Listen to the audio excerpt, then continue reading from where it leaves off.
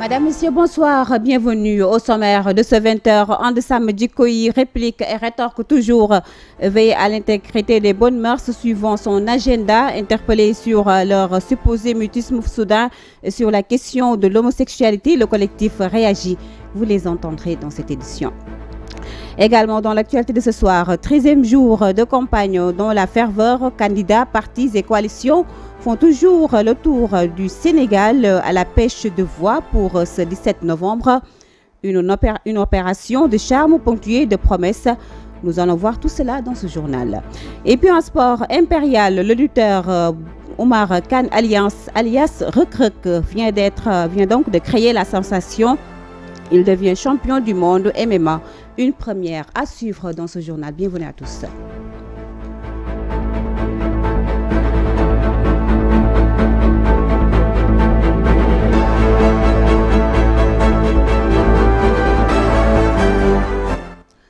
And Sam Djikoyi se lave à grand eau. Le collectif dit ne pas s'émouvoir de la clameur de l'instant. En les en croire, aucune manœuvre ni manipulation ne peuvent les pousser à l'action ou à l'abstention. Ils continueront, disent-ils, leur mission de veiller, d'alerte pour tous ceux qui participent à la préservation de l'intégrité morale et des bonnes mœurs. Ils étaient en conférence de presse. Voici quelques réactions recueillies par Ndella Ndiaye.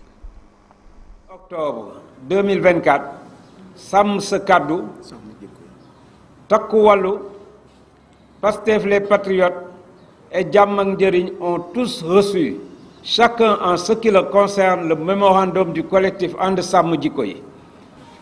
La pléthore de listes en lice a fait qu'à ce jour, la distribution n'a pu être achevée, où chacune d'elles aurait été interpellée nommément, car le collectif attend la même chose de tous les états-majors politiques. L'adoption de la loi pour la criminalisation de l'homosexualité. Sénégalaises, Sénégalais, dans le déroulement normal de ces instances, les réunions, la veille et l'alerte pour tous ceux qui participent de la préservation de l'intégrité morale et des bonnes mœurs, And Sam Djikoyi s'active sans phare ni ostentation, conformément à son agenda et à sa dynamique. Sa mission est portée par une élite digne, responsables, conscientes des enjeux, des Sénégalais d'honneur qui vont de leur propre denier pour servir leur pays. Nous ne sommes animés ni par l'appât du gain, ni par les strapontins situationnistes ou le buzz. Notre engagement est sain, son essence est hors d'atteinte des agressions verbales sous-tendues et des invectives agitatrices intéressées. Le collectif ne s'émeut pas de la clameur de l'instant. Aucune manœuvre, aucune manipulation ne peut le pousser à l'action ou à l'abstention. Le 17 novembre prochain, quel que soit le bord de la coalition gagnante, pouvoir ou opposition, And Sam Djikoyi sera au poste et au rendez-vous, mais au-dessus de la polémique devant la majorité parlementaire pour le combat de la criminalisation et le triomphe des valeurs. Le président Bassirou Diomaye Faye a présidé la cérémonie des forces armées hier, marquée par une cérémonie solennelle et la journée plutôt des forces armées hier, marquée donc par une cérémonie solennelle et la présentation de nouvelles promotions d'officiers. À cette occasion, le président Faye a annoncé des réformes pour le système de défense nationale en réponse aux nouveaux défis sécuritaires et sa vision souverainiste. Le chef de l'État que nous écoutons au micro d'Ali Mangassa. Dès l'installation de la nouvelle Assemblée nationale, un projet de loi sur la défense et la sécurité nationale, fixant les grandes orientations de notre architecture de défense, adaptée au contexte actuel, sera examiné. Il est déjà rassurant que les forces armées aient pensé à soumettre pour validation une loi de programmation militaire 2025-2029 visant à établir un plan pluriannuel des dépenses que l'État leur consacre. En réalité, si notre politique d'équipement nous permet encore de disposer de capacités satisfaisantes, elle reste limitée par le caractère hétéroclite de nos moyens et surtout par une trop forte dépendance étrangère. Dans un monde imprévisible caractérisé par une militarisation croissante des chaînes d'approvisionnement, la soustraction progressive de notre outil de défense et de sécurité aux multiples aléas constitue un véritable gage d'indépendance. Le contexte de besoins croissants en équipement militaire créé par la montée en puissance des forces armées milite pour une autonomisation progressive afin de mieux satisfaire aux exigences d'un soutien logistique de plus en plus marqué par la déconcentration. Une journée donc des forces armées célébrée au moment où la campagne bat son plein. Les meetings et caravanes des candidats sont devenus un véritable décor dans les départements et la capitale du Sénégal en vue des législatives anticipées du 17 novembre. Ainsi, pour ce 13e jour d'opération de charme, les prétendants à l'Assemblée nationale mettent tous les moyens possibles pour toucher le maximum de cibles, d'autant plus que le clap de fin, c'est pour bientôt, nous dit Amsatou Gano. Les prétendants à l'Assemblée nationale continuent leur opération de charme à travers les circonscriptions électorales tout au long du pays. Des concerts de klaxons et de tam-tam émaillent cette campagne électorale où l'ambiance est au paroxysme. Rien n'est laissé au hasard. Les beaux discours teintés parfois de promesses électorales, parfois mirobolantes ou hors contexte. La caravane de la tête de liste nationale de Pastef, Ousmane Sonko, s'est rendue le vendredi à Louga où il a rendu un vibrant hommage aux émigrés de cette zone. Il a profité de cette occasion pour soulever la question de l'immigration irrégulière. Face aux populations, il a exhorté la jeunesse à mettre un terme à ce fléau qui emporte des milliers de jeunes. Car selon l'actuel PM, le projet qui les a amenés au pouvoir est principalement destiné aux jeunes. Un autre candidat, il s'agit de Amadou Ba, de la coalition de Diamagnderi. Il était à Saint-Louis.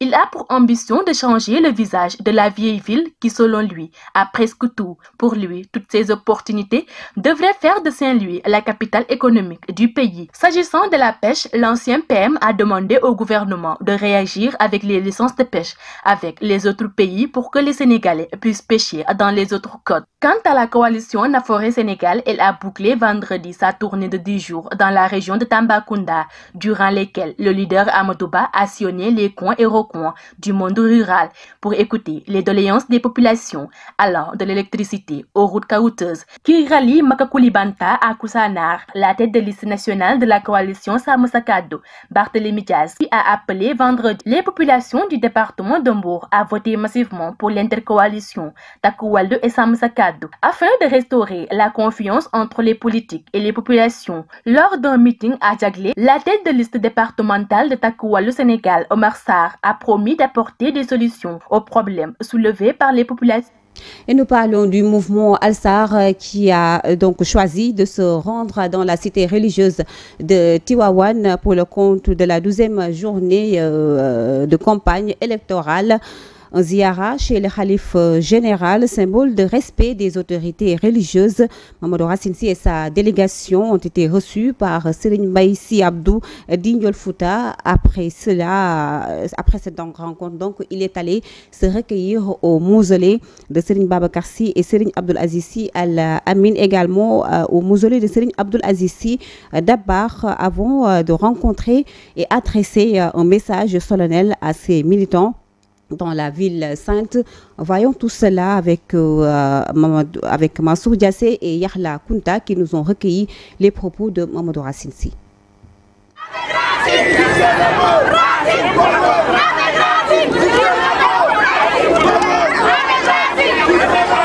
maa ngi nuyu ñëpp di ziar ñëpp di jiital ci nuyoo bi sunu président Mamadou Racine Sy di ko ñaanal gudd fan ak wér lool mu yàgg lool di ñu jiite macha allah di nuyu ñi fi nekk ñëpp ñi fi taxaw ñëpp bàyyuma kenn di wax ne rek man li may wax mooy dañoo am sunu candidat boo xamante ne si day présenté wu ci législative yi mu nekk produit boo xamante ne si produit bu baax la. boo xamante ne bu ñëpp xam la ci biir Sénégal et ak à l'extérieur ma naw ko lool nag ndax bienfait yu muy def ci biir Sénégal macha allah si lu jëm ci retraité yi.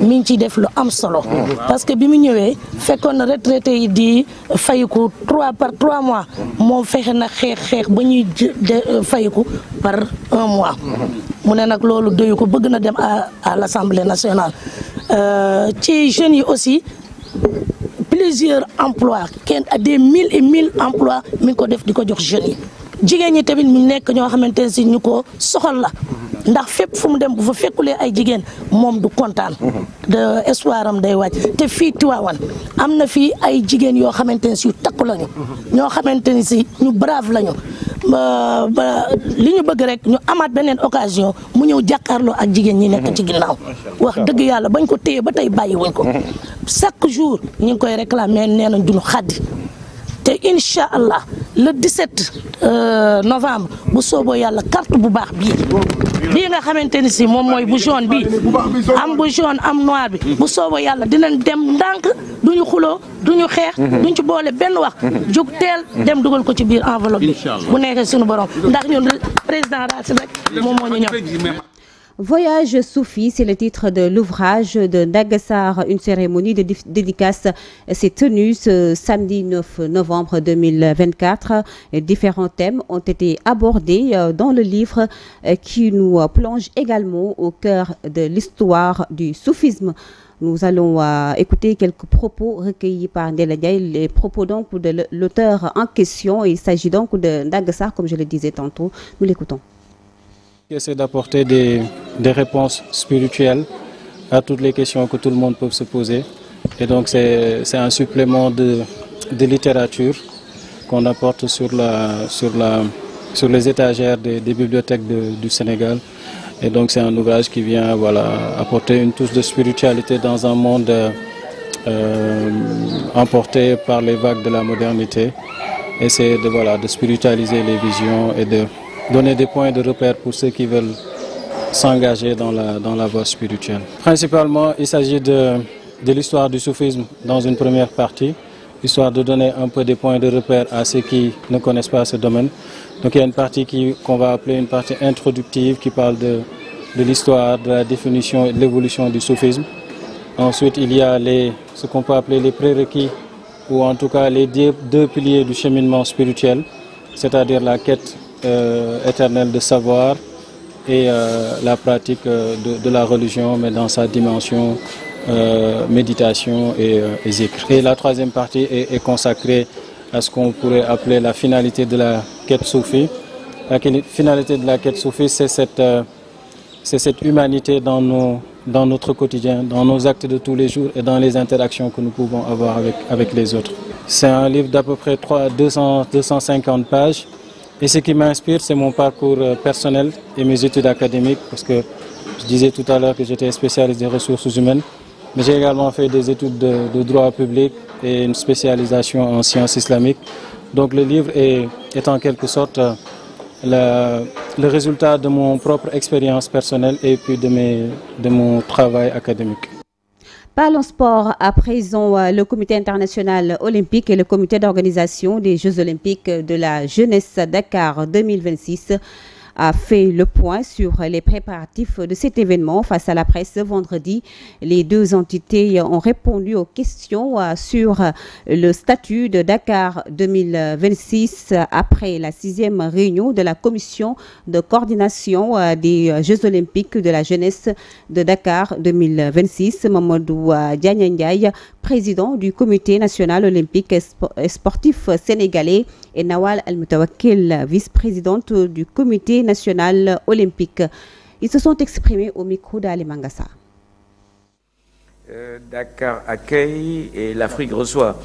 Donc c'est une façon, dans la dynamique actuelle du monde et dans l'ordonnancement actuel du monde, de montrer que quelque part il y a un petit coin, une presqu'île et autour Diamniadio et autres qui existent dans le monde, et que c'est agréable de venir voir ce que nous savons faire. Et quels que soient les jeux, que ce soit les grands jeux, pour parler en termes de taille simplement, ou les Jeux olympiques de la jeunesse, il y a le monde entier concourt, et que ce soit sous pavillon français, suisse, américain ou anglais, il y a toujours des Africains qui gagnent aussi, peut-être sous d'autres drapeaux, mais qui sont des Africains. C'est une belle chose, c'est une belle image, c'est au banquet universel du sport, l'Afrique reçoit. Aujourd'hui, on donne cette plateforme à cette jeunesse avide de montrer à la planète qu'elle est aussi capable, déterminée, qu'elle a des rêves et qu'elle peut également réaliser. Aujourd'hui, la plateforme qui est offerte à ces jeunes et qui est les Jeux olympiques de la jeunesse, c'est un rendez-vous inestimable pour cette jeunesse. Et donc, bien sûr, le comité international est heureux de proposer ce projet. On y croit, on a mis toute notre énergie, tous les moyens possibles et imaginables pour avancer ensemble avec tous ceux qui espèrent justement monter à bord avec nous. Les premiers Jeux olympiques ont eu lieu à Singapour en 2010, les deuxièmes Jeux ont eu lieu à Nanjing en 2014, les troisièmes en Amérique latine, Buenos Aires 2018, là où Dakar a été retenu, et puis les prochains en Afrique. Et c'est un moment historique pour nous, pour le Comité international olympique, pour toute la famille olympique, de pouvoir enfin voir l'Afrique célébrer cet événement. Je vous l'annonçais en titre, le 8 novembre 2024 restera gravé dans l'histoire du MMA. Oumar Kane, surnommé Reuk Reuk, a atteint le sommet et en devenant donc champion du monde des poids lourds de l'organisation On Championship face au redoutable Anthony Malekine. Invaincu et champion en titre, le lutteur sénégalais s'est imposé par décision avec 5 rounds d'une intensité rarement atteinte par la cage. Avec cette victoire, Reuk Reuk s'empare de la ceinture mondiale et ajoute une nouvelle page à la légende des champions sénégalais. Le président de la République a adressé un message de félicitations à Oumar Kane. Reuk Reuk a marqué l'histoire en devenant le premier Sénégalais champion du monde, a-t-il martelé, toujours selon le président de la République, à travers le combat. Reuk Reuk a fait donc preuve de courage, de détermination. Il honore le Sénégal et inspire une génération, a écrit le chef de l'État dans son message. Et voilà qui met un terme à cette édition. Merci de l'avoir suivi. Merci également à la partie technique et à la rédaction. Merci à vous également de votre fidélité renouvelée à Global Télévision. Prenez soin de vous et restez avec nous. Les programmes continuent.